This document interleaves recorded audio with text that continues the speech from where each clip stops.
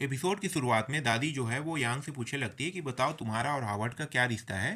तभी यांग कहती है कि अभी तो कुछ नहीं। फिर दादी आगे कहती है कि हावर्ड जो है वो किसी भी लड़की को मुझसे मिलवाने के लिए नहीं लाता है, लेकिन वो बहुत ही अच्छा इंसान है।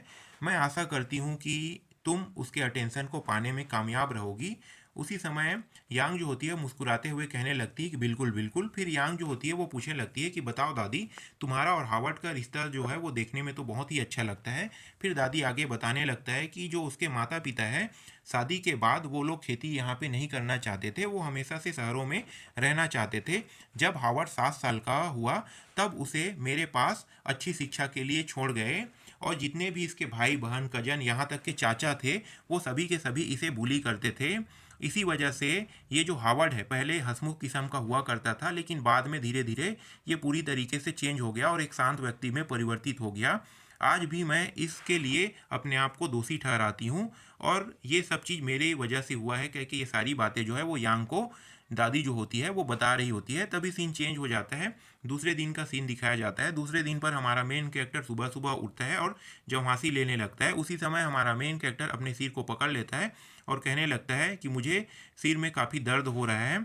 उसी समय यांग जो होती है वो हमारे मेन कैरेक्टर के लिए प्लम वाटर लेकर आई हुई होती है, और यांग कहती है कि दादी ने तुम्हारे लिए इसे बनाया है। ये देखकर हमारा मेन कैरेक्टर शॉक हो जाता है और कहने लगता है कि क्या क्या यांग जो है वो मेरे लिए ये ला रही है। फिर पीछे से इसकी जो मासी होती है वो आ जाती है और हमारे मेन कैरेक्टर से कहने लगती है कि तुम तो बहुत ही छुपे रुस्तम निकले, तुमने एक बहुत ही ब्यूटीफुल गर्ल फ्रेंड बनाया है। तुम इसके बारे में हम लोगों को क्यों नहीं बता रहे हो? क्या तुम सबसे पहले अपनी दादी को दिखाना चाहते थे? तभी हमारा मेन कैरेक्टर शॉक हो जाता है और अपने मन में कहने लगता है अब ये तो इसे पता चल गया, ये मेरी मम्मी को बता देगी और ये सारी बातें जो है मेरी मम्मी मुझसे पूछेगी। कह के हमारा मेन कैरेक्टर वहीं पे रोने लगता है। फिर से सीन चेंज हो जाता है। इस सीन पर डाइनिंग टेबल का सीन दिखाया जाता है, जहाँ पे हमारा मेन कैरेक्टर यांग, उसकी दादी और उसकी मासी तीन चारों के चारों यहाँ पे बैठे हुए होते हैं और खाना खा रहे होते हैं। उसी समय ये जो दादी होती है वो अपने प्लेट से किसी चीज़ को यांग के प्लेट में डालती है, और दूसरी साइड ये जो इसकी मासी होती है वो भी वाइन लेकर आई हुई होती है और ये जो यांग होती है उसे देने लगती है। यांग जो होती है वो इन सभी को थैंक यू कह के कहने लगती है। फिर सीन चेंज हो जाता है और यांग को दिखाया जाता है।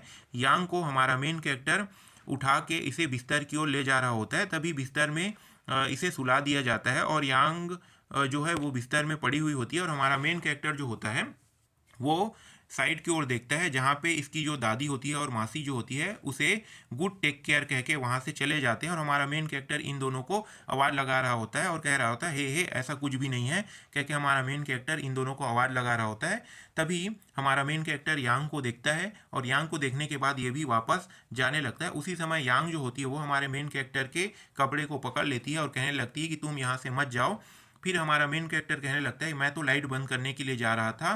फिर यांग जो होती है वो हमारे मेन कैरेक्टर के हाथ को पकड़ लेती है और हाथ को पकड़ने के बाद अपने चेहरे में टच करते हुए कहने लगती है कि मैं जब तक के सोई नहीं हूँ तब तक कि क्या तुम मुझसे बात कर सकते हो, कह के हमारे मेन कैरेक्टर से कहने लगती है। और फिर हमारे मेन कैरेक्टर से आगे कहती है कि तुम मुझे प्रॉमिस करो कि तुम हमेशा मेरे ही साइड में रहोगी, कह के हमारे मेन कैरेक्टर से ये कहने लगती है। फिर आगे कहती है कि मुझे एक ड्रीम आया था जिसमें एक बंदा जो है वो मेरी हमेशा मदद कर रहा था, और ये रोने लगती है।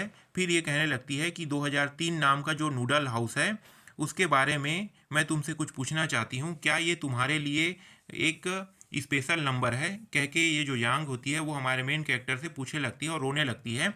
तभी हमारा मेन कैरेक्टर इस बात को सुनकर शौक हो जाता है और यहीं पे जो एपिसोड है वो ख़त्म हो जाता है।